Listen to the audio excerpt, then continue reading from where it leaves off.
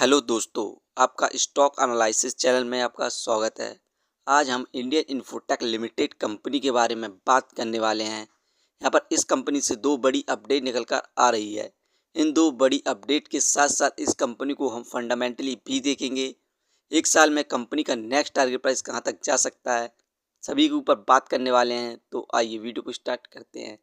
Indian infotech AI driven digital marketing और IT service company है। इस कंपनी का हेडक्वार्टर्स इंदौर इंडिया के अंदर है।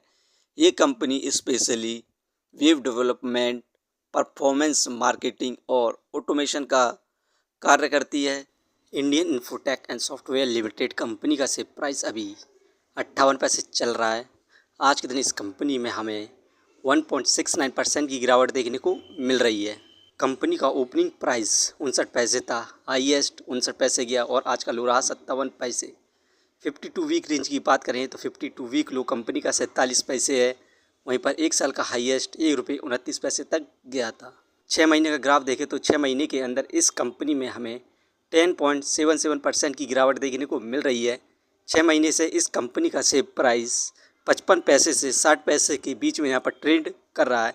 यदि कंपनी का शेयर प्राइस 60 पैसे के लेवल को यहाँ पर ब्रेक करता है तो कंपनी में हमें दोबारा से तेज़ी देखने को मिलने की संभावना है। इस कंपनी से जो अपडेट निकल कर आ रही हैं उन सभी को हम देखते हैं। Indian infotech and software limited schedule board meeting on 3 September 2026। Agenda included auditor appointment, 500 crore investment limit, RPT and AGM preparation. यहाँ पर Indian infotech and software limited company ने बोर्ड मीटिंग फिक्स करी है 3 सितंबर की। इस बोर्ड मीटिंग में company यहाँ पर नए ऑडिटर को अपॉइंट करने के ऊपर विचार करने वाली है, क्योंकि पिछले वाले जो ऑडिटर है वो वहाँ पर इस कंपनी से रिजाइन दे दिया है।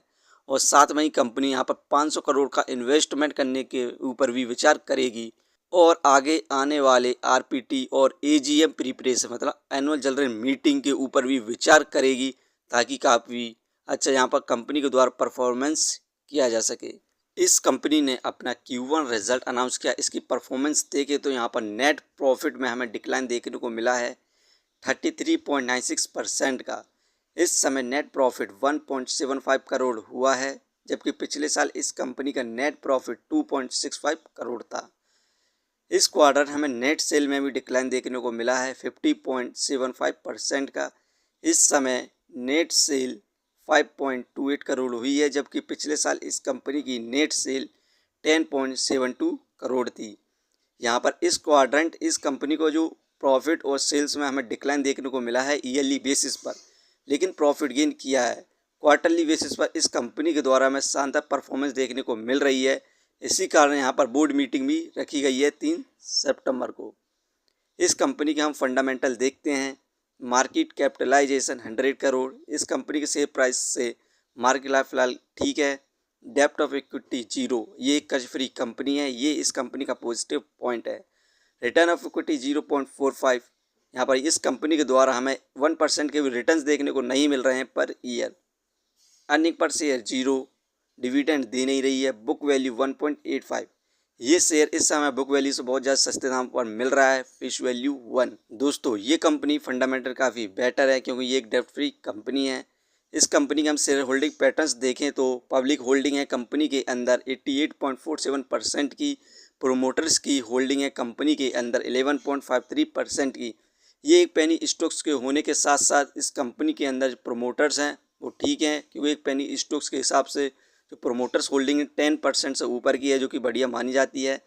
इस कंपनी का हम स्प्लिट बोनस और डिविडेंड हिस्ट्री को देखें तो कंपनी के द्वारा हमें बस स्प्लिट अनाउंस किया गया था 2012 में 10:1 का। एक शेयर के बदले में यहाँ पर 10 शेयर दिए गए थे 2012 में। उसके बाद से यहाँ पर कंपनी के द्वारा कोई भी हमें बोनस, स्प्लिट और डिविडेंड देखने को नहीं मिला है। यदि इन फ्यूचर में हमें कंपनी के द्वारा बोनस, स्प्लिट या डिविडेंड देखने को मिलता है तो कंपनी में हमें रॉकेट जैसी तेज़ी देखने को मिलेगी और कंपनी में लगातार अपर सर्किट भी देखने को मिल सकता है। फिलहाल कंपनी का जो शेयर प्राइस है 50 से 60 पैसे के बीच में ही मूवमेंट कर रहा है। यदि कंपनी का शेयर प्राइस 60 पैसे से ऊपर मूवमेंट करता है तो कंपनी में हमें दोबारा से तेज़ी देखने को मिलने की संभावना है। ये वीडियो सिर्फ एजुकेशन पर्पज़ के लिए थी। यदि आप किसी भी कंपनी या स्टॉक्स पर इन्वेस्ट करते हैं तो एक बार अपने फाइनेंसर्स और एक्सपर्ट की सलाह ज़रूर लें। कभी भी लोन लेके इन्वेस्टमेंट ना करें, वरना आप भारी मुसीबत में पड़ सकते हैं। कंपनी के बारे में जानकारी सही लगी हो तो अपने चैनल को सब्सक्राइब करें, जिसका नाम है स्टॉक एनालिसिस। धन्यवाद।